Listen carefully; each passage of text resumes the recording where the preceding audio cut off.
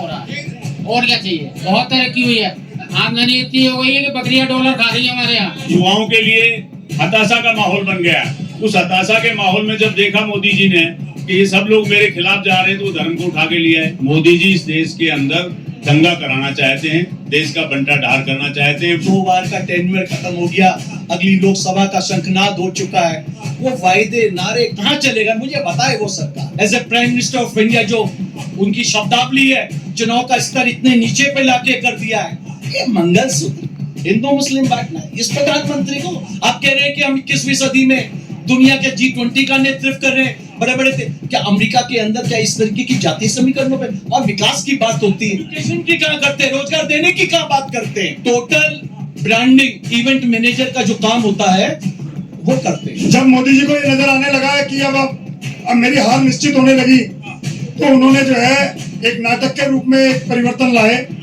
जिस तरीके से नाटक का परिवर्तन होता है, क्लाइमेक्स आता है, अब वो अपने क्लाइमेक्स पे आए हैं, गंदी राजनीति के क्लाइमेक्स पे। 2 करोड़ रोजगार की बात थी, 2 करोड़ रोजगार नहीं मिला, महंगाई कम नहीं हुई, पेट्रोल डीजल का पैसा कम नहीं हुआ, काला धन नहीं आया, और जनता पर जितने टैक्स लायबल हो गए उतने शायद टैक्स मैंने कांग्रेस के राज में भी नहीं देखे। जीएसटी कौन दे रहा?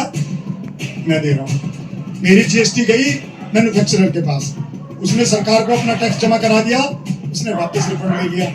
मुझे क्या मिला? कितना पैसा लगता है इंजीनियरिंग करने में बच्चे को, और उसको क्या मिलता है? उसको सरकारी जॉब नहीं मिलती, रेलवे को सब प्राइवेटाइजेशन कर दिया, सारी चीज प्राइवेटाइजेशन में आ गई है। अब बताओ, अडानी अंबानी को सारा इन्होंने कुछ दे दिया है, सबको मालूम हो गया है। अब ये बताइए, आपकी जब इतना कुछ हो गया है, फिर भी आप गारंटी पे गारंटी देते जाओगे, तो उस गारंटी की क्या हुआ है? पब्लिक को रोटी चाहिए, रोटी नहीं है आज के डेट में, काम नहीं है लोगों के पास, व्यापार कम हुआ है। चाहे वो अटल बिहारी वाजपेयी आए थे, जब भी कम हुआ था, आज भी कम है। दालें बढ़ गई, चीनी बढ़ गई, राशन बढ़ गया, रिफाइंड बढ़ गया। 2014 में आप बताओ पेट्रोल कितने रेट का था, गैस का सिलेंडर कितने रेट का था? 65 रुपए का डीजल आता था, 450 का सिलेंडर आता था, अब कितने का आ रहा बताओ? कांग्रेस का घोषणा पत्र उठा के देख लो, मैं गारंटी के साथ कहता हूँ कि मोदी जी का थिंक टैंक कभी ऐसा घोषणा पत्र बना भी नहीं। पेट्रोल कितने रेट का था, गैस का सिलेंडर कितने रेट का था? 65 रुपए का डीजल आता था, 450 का सिलेंडर आता था, अब कितने का आ रहा बताओ? कांग्रेस का घोषणा पत्र उठा के देख लो, मैं गारंटी के साथ कहता हूँ कि मोदी जी का थिंक टैंक कभी ऐसा घोषणा पत्र बना भी नहीं सकता।